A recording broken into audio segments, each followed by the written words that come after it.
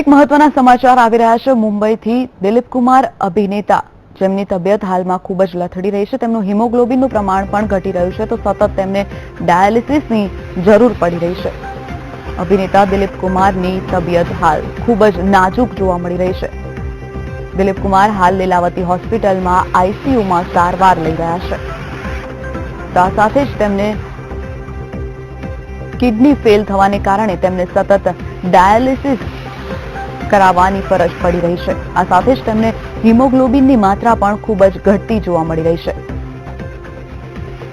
ત્યારે જણાવી દઈએ કે અભિનેતા દિલીપ કુમારની તબિયત ખૂબ જ લથડી છે।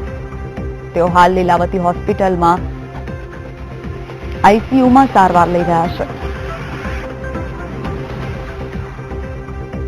દિલીપ કુમારની કિડની ખરાબ થઈ જવાને કારણે ઉપરાંત હિમોગ્લોબિનનું સતત પ્રમાણ ઘટવાને કારણે તેમને સતત ડાયાલિસિસ કરાવવાની જરૂરિયાત અત્યારે પડી રહી છે।